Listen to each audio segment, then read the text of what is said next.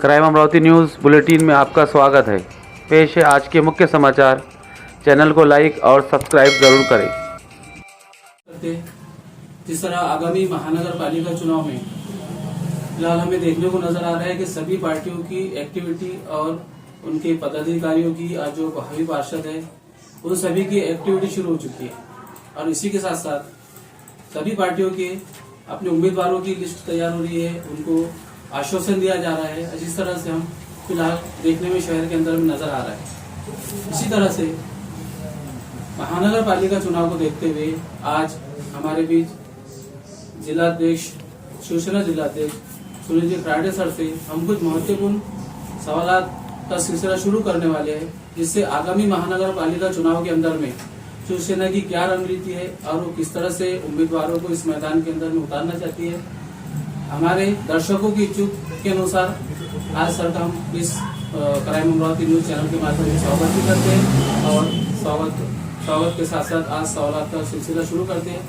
सबसे पहले सर हमारा ये सवाल है कि महाराष्ट्र राज्य सरकार के अंदर में महाराष्ट्र के अंदर में जिस तरह से गठबंधन किया हुआ है, तो इसी तरह आगामी महानगर पालिका चुनाव के अंदर में क्या ऐसा कोई रणनीति बनाई गई कि किसी के गठबंधन के साथ में हम इलेक्शन लड़ना चाहते हैं या परस्पर या पर्सनली स्वबल पे हम शिवसेना इलेक्शन लड़ना चाहते हैं? पहले तो शिवसेना का सबसे बड़ा एक कार्य है वो संगठन बढ़ाना, और हम गए पिछले महानगर पालिका की बात से ही, उस समय भी मैं महानगर प्रमुख था, हमने पूरे शहर में 73 शाखाएं खोली थी और हर शाखा खोलते समय बड़े पैमाने पर लोग वहाँ पर थे, बहुत अच्छा माहौल बना था।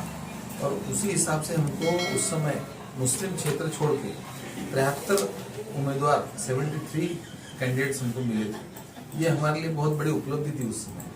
और इस बार आदरणीय उद्धव साहब ने जिस तरीके से ये सरकार को 2 साल से 2.5 साल से चलाया है, वो देखकर महाराष्ट्र की जनता के दिल में एक अलग मकाम उनका बना हुआ है। उसकी वजह से सबसे पहली बार मतलब ये इतिहास है कि मुस्लिम समाज, बौद्ध समाज उनकी तरफ आकर्षित हुआ है और उसकी वजह से हमारे शिवसेना में लोगों के आगमन का सिलसिला बड़े पैमाने पर चल रहा है। उसके चलते संगठन भी बहुत मजबूत हो रहा है।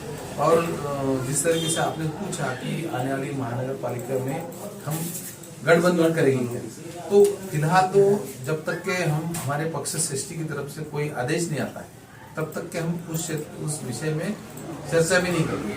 हम हमारा वैयक्तिक संगठन बढ़ाते हुए सारे उम्मीदवार खड़े करने की तैयारी में हैं और अगर पक्ष प्रमुख ने या पक्ष सृष्टि की तरफ से हमको कुछ आदेश आता है संगठन बनाने का या हमको यहाँ की स्थिति का जायजा लेकर उस पर अहवाल देने को बोला जाता है, तो हम उस तरीके से हमारा अहवाल देंगे।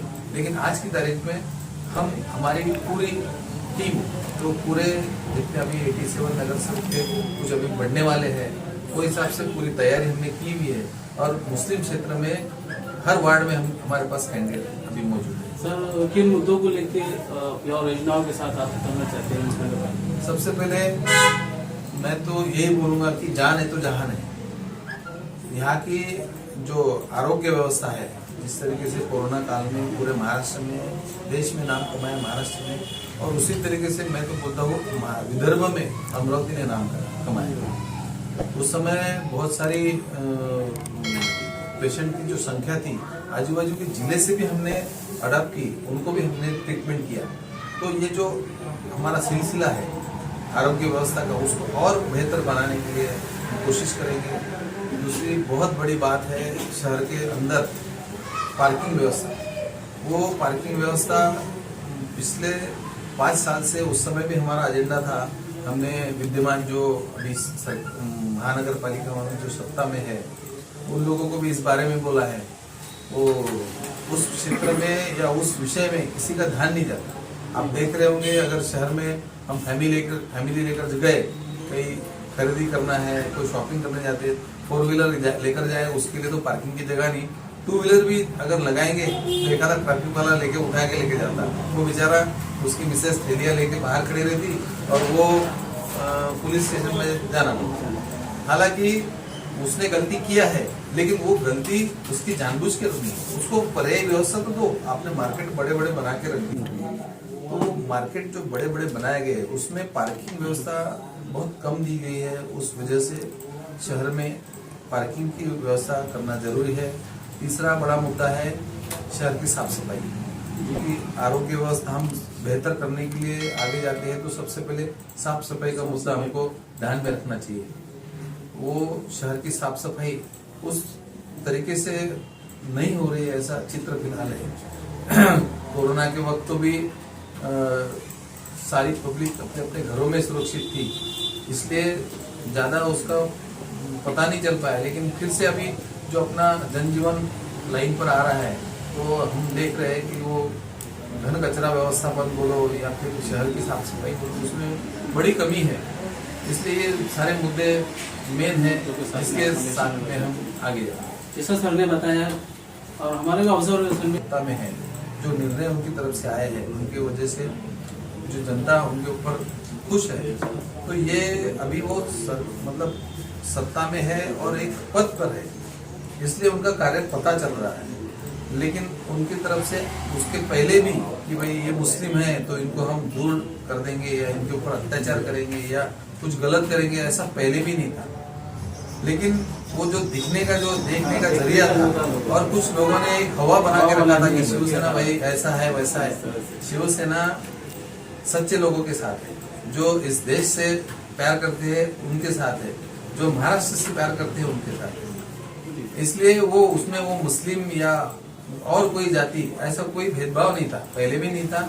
लेकिन एक देखने का नजरिया लोगों का उस तरीके का था।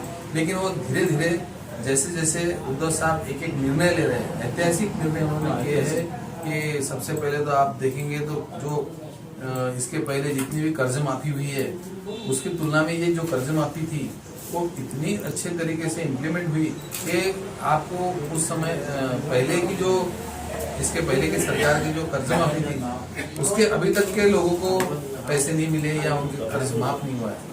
कुछ लोग अभी भी पेंडिंग है, लेकिन इसमें मैक्सिमम जितने लोगों को उसमें पात्र ठहराया गया तो उनको सबको उसका लाभ मिला है। तो ऐसे हर एक निर्णय उनका एक एक जो है वो महाराष्ट्र के लिए ऐतिहासिक बनता जा रहा है। इसलिए मुस्लिम लोगों को वो चीजें भा रही है, उसकी वजह से वो लोग प्रवेश कर रहे हैं या अच्छा बोल रहे हैं। अमरावती में देखा जाए तो अभी ये आए हुए पठान है, इन्होंने अभी तक 6 शाखाएं ओपन की है और पहले 16 वार्ड मुस्लिम थे, अभी कुछ बढ़ने वाले हैं। स्थिति ऐसी है कि हर क्षेत्र में हर वार्ड में मुस्लिम कैंडिडेट हमारे पास 2-2, 3-3, 4-4 की संख्या में आज से इच्छुक है।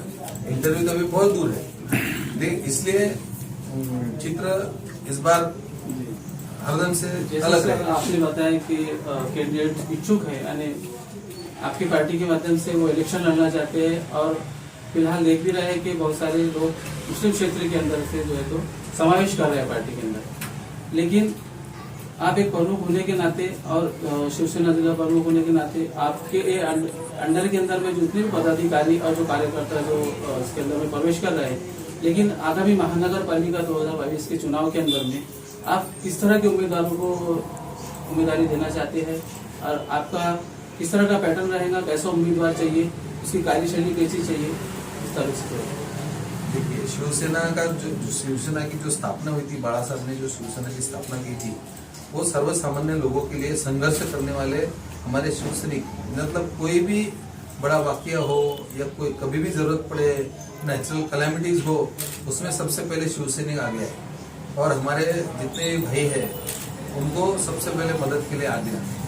तो बाला साहब ने शिवसेना का मूल मंत्र ही रखा है 80% समाजकारण और 20% हिंदू राजकारण। और राजकारण भी इसके लिए कि राजकारण की वजह से समाजकारण हो नहीं सकता, उसके लिए राजकारण की जोड़ चाहिए, क्योंकि सत्ता में जो रहते हैं उनके पास अधिकार होते हैं और अधिकारों से विकास किया जाता है, लोगों की समस्या छुड़ा सकते हैं। इसलिए हम ये जो प्रक्रिया हमारी रहेगी एकदम पारदर्शक रहेगी, उसमें हर आदमी को अपना इंटरव्यू देने का प्रावधान रहेगा और हमारा सबसे बड़ी और सबसे पहली पात्रता है कि वो किसी के लिए भी दौड़ने वाला और उस क्षेत्र में सामाजिक काम करने से परिचित हो, ये सबसे पहली उसकी पात्रता है।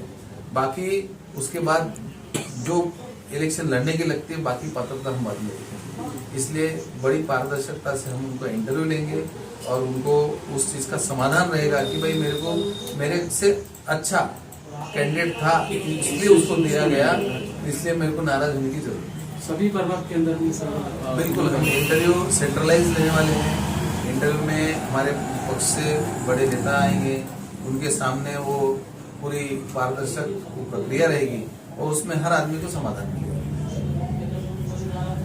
धन्यवाद सर। आज हमने आगामी महानगर पालिका चुनाव के ताल्लुक से और इसी तरह शिवसेना के जो कार्यकारिणी और जो एक्टिविटी है और इसी के साथ जो आज हमारे बीच हमारे चैनल को सुनील जी खराटे सर ने जो आज हमें चैनल के माध्यम से मार्गदर्शन किया और आगे की जो रणनीति है हमारे सामने पेश की, इसके लिए हम उसका उन सभी के बातों का हम सब हमारी टीम की तरफ से आभार व्यक्त करते हैं।